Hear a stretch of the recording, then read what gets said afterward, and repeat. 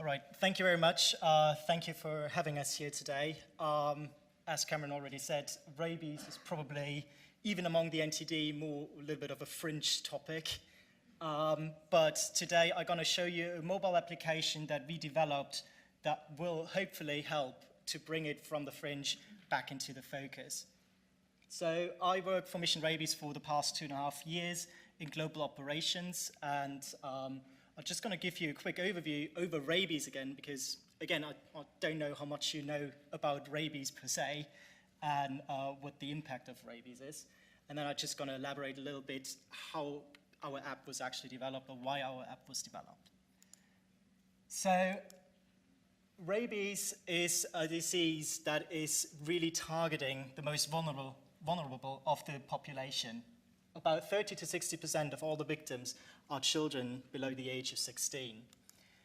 And the interesting bit in this year is as well, 99% of all human cases are actually transmitted by dog bites.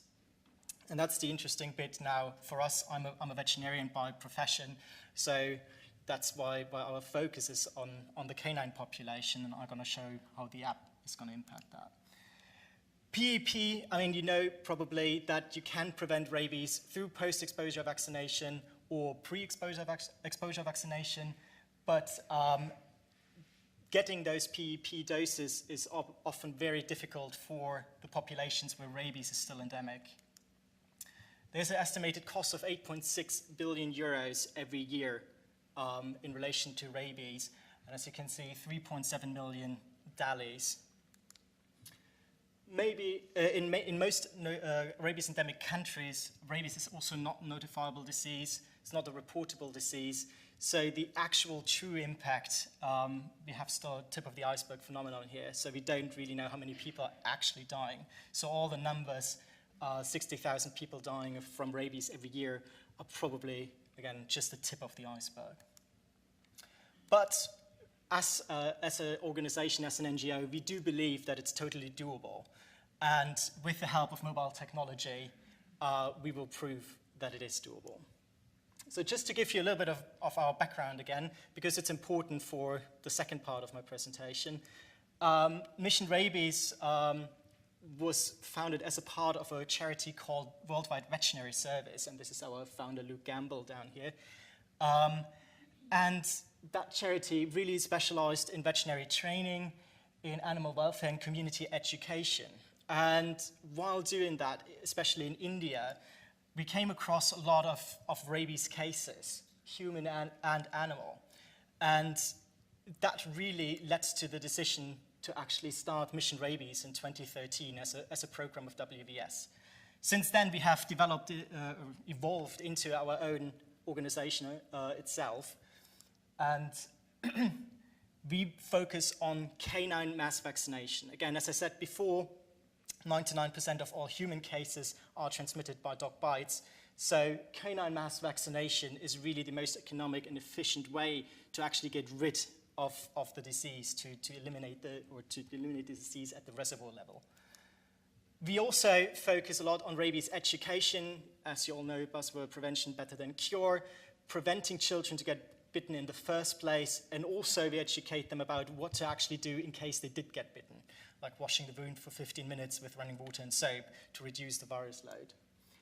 Then we also engage in rabies surveillance, because as I said before, there is no reliable data on rabies incidents in those countries, so we help local governments and national governments to build up surveillance programs.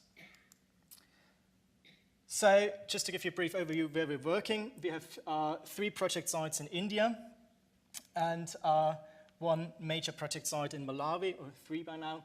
And then we have 3 smaller projects where we kind of proof of concept sites where we prove different approaches to mass vaccination. But this is what I really would like to talk to you about today, the Mission Rabies app. The Mission Rabies app is a powerful tool to actually manage canine rabies vaccination projects. And the interesting thing about it is it's not just applicable to our projects, but it's a highly customizable platform that not just our projects can use, but any rabies elimination project around the world can use for their program. So it is a smartphone-based app,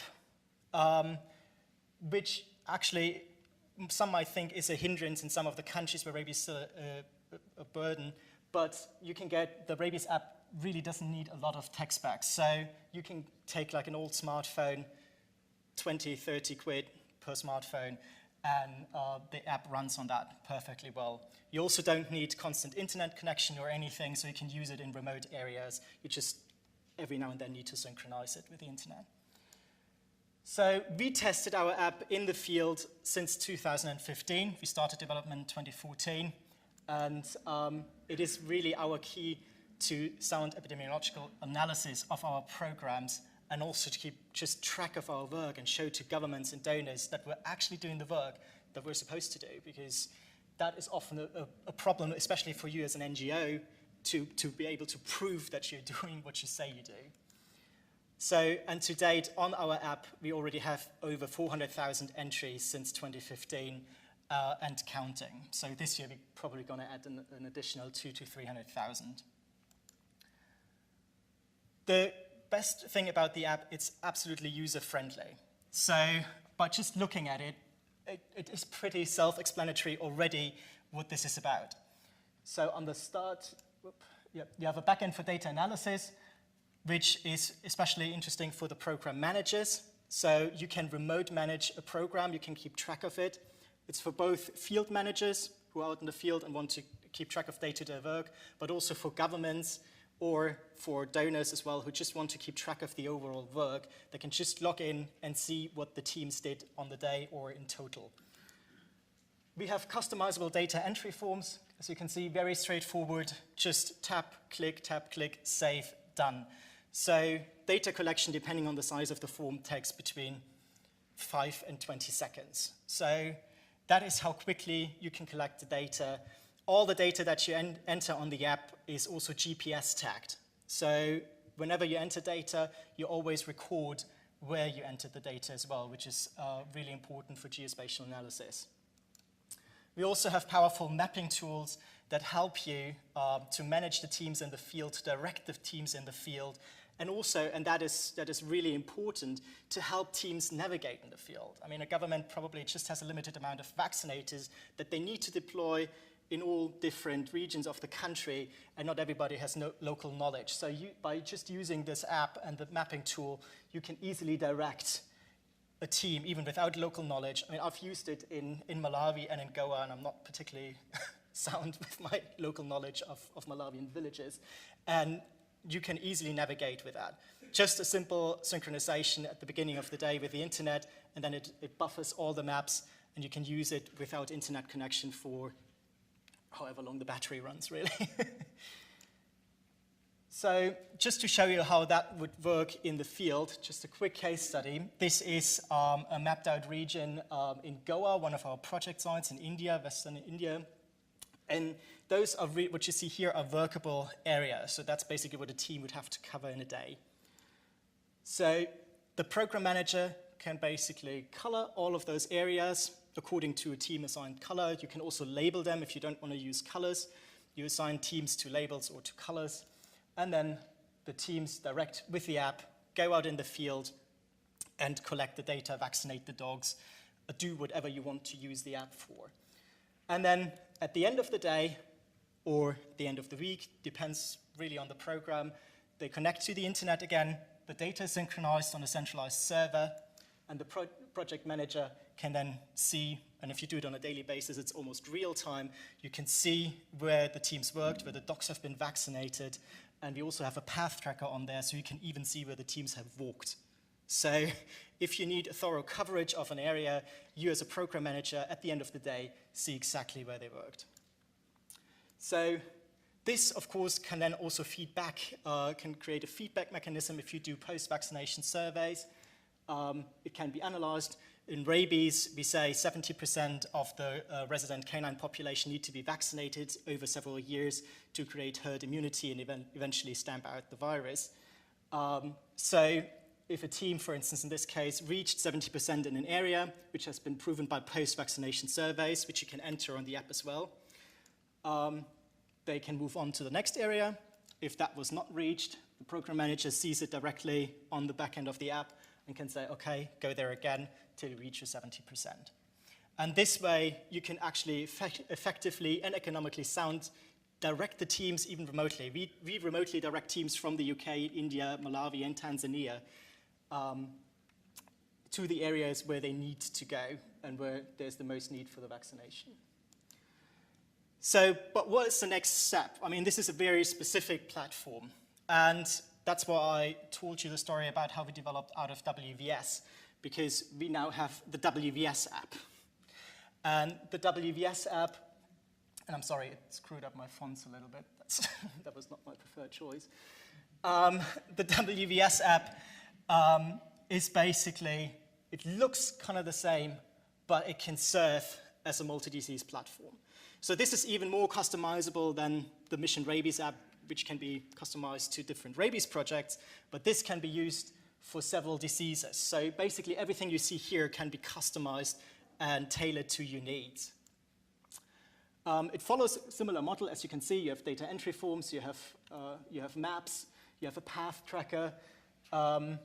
You can, if you want to, even a project chat forum, which is always really popular when we have volunteers out of at our projects. It is, as I said, highly customizable.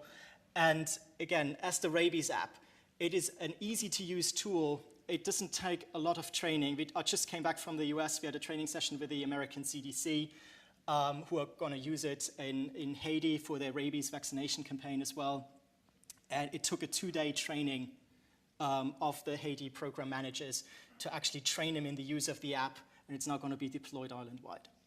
So this is what I wanted to show you today. A bit different than the games, a little bit different than the marketing, but it is a tool that highly engages the actual field teams, the teams that are actually doing the work in the field, and bring them together, make them part of a group, and also enable the program managers to keep track of what is actually happening in the field and using that data for publications. So just to give you a little bit of an overview again what we did. So far, since 2013, we've vaccinated over 500,000 dogs and educated almost 1 million children, which we'll hopefully reach in March, April this year. And all of that we can prove dog by dog, child by child, by showing you the data from the app. Just comes out as a spreadsheet. If you want to see how everything works, I have a stand up there as well. I have a couple of demo devices. We can log into the backend. I can show you the backend as well and how the data actually comes through. And with that, we only just got started, and now we just need to get it out there. Thank you very much.